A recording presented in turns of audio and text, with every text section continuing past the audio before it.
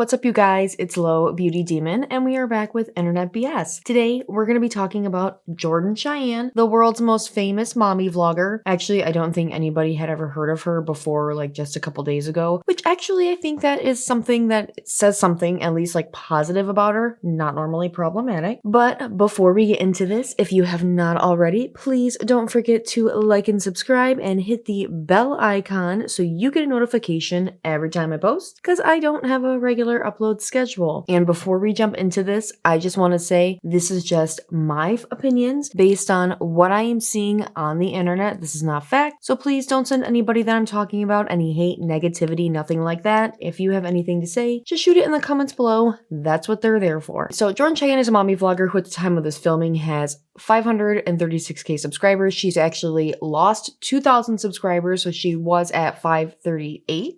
So the reason that she has lost 2,000 subscribers just within the past 2 or 3 days is because a clip that was at the end of her last vlog. She had been posting that she had a big announcement, and it turns out this big announcement was that her and her son had gotten a new puppy. And when they got this puppy, they found out that it had parvo. Parvo is a viral infection that is pretty contagious to dogs, and there is vaccine steps, but with young puppies, because they don't have all their vaccines yet, it can be really dangerous. Now, parvo does have a 90% mortality rate if it is untreated. According to Google, if it's treated, it can have anywhere between an 80 and a 90% survival rate. So it is very scary for sure, but as long as you're getting proper care for your dog, it has a pretty high success rate. And I will say that when I was a kid, I actually nursed 2 dogs back to health through parvo. Well, helped because I was, I was a kid. Once when I was like 10 or 11, and then of course when I was like 4 or 5, like I helped to give medicine, but that was about it. I will say though that between one dog was my personal family dog who I loved. Her name was Katie. And then another was actually our next door neighbor's dog who I would go in and take care of while they were at work over the summer. And never when I was a child did I realize how serious parvo was, because the adults around me didn't exactly let on how dangerous it was and how serious it was. So right off the bat, it's super heartbreaking that he is so cognitive of how serious it is, and it's so upsetting. But then she's trying to force him to pose for a thumbnail. So she's in this vlog, she's like explaining what's actually going on. I believe they're at the vet waiting for, news or whatever, and her son is in the passenger seat crying. He's hysterical. It's very upsetting, of course. And she is acting upset and emotional as well. And then she does a little hand over the camera thing,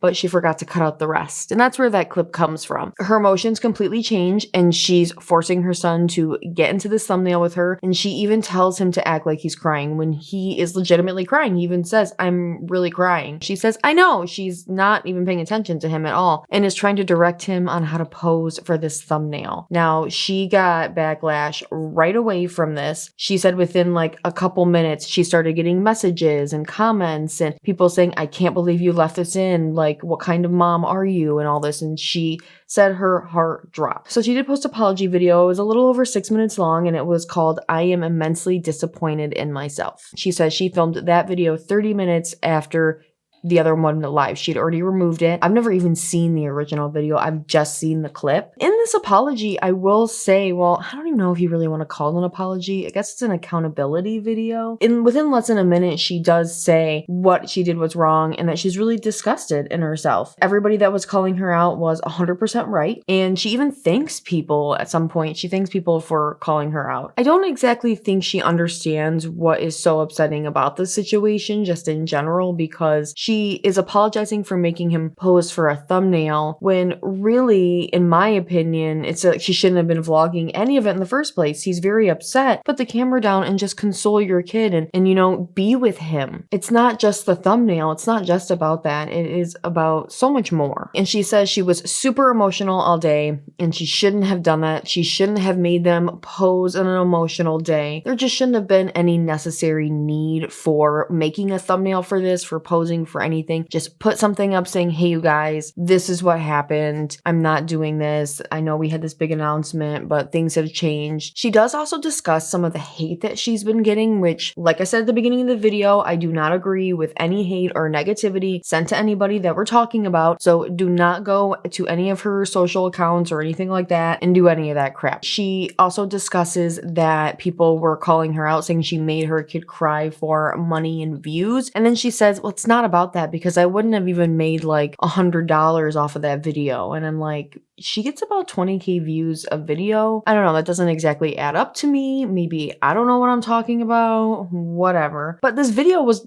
called, or was going to be called, a big announcement. So that would have gotten attention from all of your subscribers and stuff. She even had like a little countdown for the premiere going on her Instagram. So she knew the amount of people that were watching just the premiere alone. And like I said, I did not see this video, but you know, it could have had a sponsor. There could have been affiliate links posted in the description box. So there could have been other ways for her to be making money off of this as well. And then to top this shit all off, I was watching this video on YouTube. I had not been able to secure a copy of it yet for reasons. And as I am watching this, she fucking privated the video. So I didn't even get to finish watching it. I had about a minute left of the 6-minute video. So I have no idea what happened in the very end. In fact, she went and privated pretty much every video from within the last year, except for like a food video that she did like 5 months ago. That could have been a sponsored thing that she like has to leave up for a while. It doesn't look like she's completely removed her son from her channel because I do see vlogs with her like holding him in the thumbnail and things, but maybe it's things that are more centered around him. But I was just like, God damn it, I wasn't finished watching that yet. So then the next day, which was September 9th, yesterday from filming this, she went on to an interview on a channel called the Daddy Challenge Podcast. Now, the Daddy Challenge Podcast is an anti-mommy vlogger. He's what you would call a snark channel, which is not my cup of tea, so it is what it is. But this interview I felt like it was a mature interview for sure, but at the same time, it was kind of like this guy is just giving this mommy vlogger a platform, somebody that I know if he was not interviewing her, he would have been ripping her to shreds in a video. So he asks her what her history on YouTube is, and she gives the whole story of how her son was born premature. It kind of seemed like she was trying to garner sympathy and get people to relate to her more, which she does talk about in this interview, that is initially the reason why she continued to have him in vlogs and share his story when he was born premature, because it resonated with people. So she just kind of fell into being a mommy vlogger because she's a single mom and he's with her all the time. But I mean, I have looked at her channel and that was not, well, before stuff was deleted, that's not the only stuff that's on her channel. The vlogging stuff, she has small business stuff and how to grow YouTube and social media stuff. At one point, Josh does ask her, Josh is the Dad Challenge podcast guy, Josh does ask her, does she think her channel could, you know, be successful without him? And she says, yeah. And, you know, I think that's possible. I think her channel could even be more successful if she hadn't been doing that stuff. In this interview, Jordan Cheyenne does say she recently had been struggling with the idea of keeping him in vlogs because there is more conversation now on, is this exploitation? Is this good for the kids? And she's been having conversations with her own family about, is this good for his mental health? So I think that's a good thing that she's having these real life conversations. And she said even before this has been something that's on her mind. It's weird because she says in this to Josh that she really wishes she had been able to take a step back and, you know, see maybe she shouldn't have been taking advantage of a vulnerable situation. But the majority of this interview and with her now deleted accountability video, she's apologizing for making him pose for a thumbnail while they were in an emotional state, when it's just, you shouldn't have been vlogging period while you were in an emotional state. She's just not getting it. At some point in the interview, she does kind of have that thought process where she comes to that realization. And she says, honestly, I've just been vlogging my whole life for so long that I just vlog everything and I didn't even really think about it anymore. And she kind of gets stuck in this like YouTuber vlogging thing where you just aren't seeing the difference between social media reality and then like actual real life. And I think that's an interesting conversation to have because I think there is a huge disconnect with a lot of YouTubers as to what is appropriate social interaction and everything and what makes good content. So I don't know, I thought that was like an interesting point that she made. She does actually direct her apology more to her son though, and not necessarily to her audience. She does apologize to them for letting them down because she's disappointed, but really she apologizes to her son for putting him in that situation in the first place. And she says this has really made her take a look and assess things and really look at herself. So I think whatever lesson was supposed to have come from this has come from this for her, which is a good thing, right? That's what we want. This is what we all want. It's hard to see her as genuine though when in this interview with Josh, she has a filter on her face the majority of the time, because you do see the filter like slip a couple times. And she says, you know, that ruined all my credibility, that clip where people saw me trying to make this clickbait thumbnail and now they're going to think everything's fake. Meanwhile, she's sitting in this interview with this smoothing filter on. I don't know, the disconnect right there just was pretty obvious. She admits to making clickbait thumbnails, but not like making these whole crazy extravagant clickbait videos and stuff like that. And I mean, I would agree. I looked at some stuff before she did a mass delete and she wasn't a crazy vlogger. She wasn't like some of these crazy family vloggers we see. At the end of the day, I do not doubt that this woman is a good mom and that she loves her son. It is very obvious that she does, but she is still disappointed in the situation. And I felt like she handled it all right until she deleted the video. She also deleted her Instagram, I guess. I don't know, because when you click the Instagram link on her YouTube channel, it goes to this. And then right before I came to film this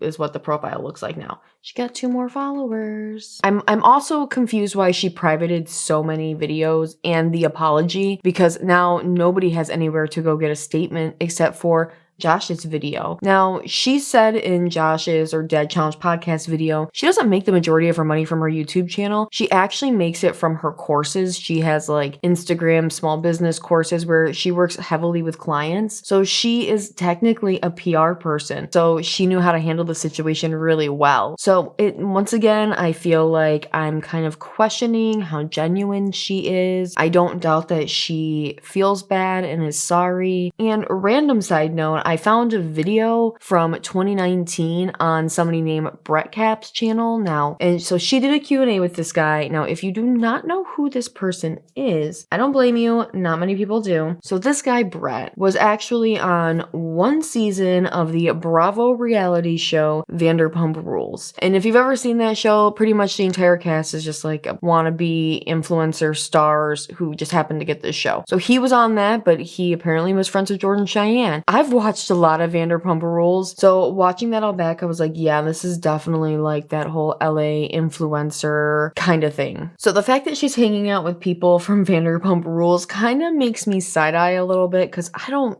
take them as being genuine, authentic people either. But that video was filmed in 2019, so a lot has changed since then, and maybe he was a cool guy. All I know was Brett got kicked off of Vanderpump Rules for saying some racist shit on Twitter, and all that stuff resurfaced, and they just like booted him from the show. Actually, it was a couple people got fired at that time from like Twitter, but it was a whole thing, and I am not a Bravo TV channel, although I could do some Real Housewives videos. At this point, she's deleted her response. Her only statement about what happened is on Dad Challenge podcast interview with her. In the end, like I said, I don't think she doesn't love her kid or anything. I think she just kind of had blinders on when it comes to the whole YouTube content creator thing. You know, she vlogs everything, so she doesn't think. She's completely unaware. She also mentions that she kind of avoids sensitive topics like people who are targeting children on YouTube and saving those things. I don't even want to go into that. But she says that she kind of puts blinders on to all that, which is part of the problem as well. She puts blinders on any of this chatter outside, and it fully admits that she created a little bubble around her of other people who are doing the same things that she does. So it was completely normalized for her, and it didn't seem out of place or weird. And to be fair, this is probably one of the least bad things we have seen come out from certain family vloggers. We've seen way worse recently of cancer scares, people faking break-ins to their homes,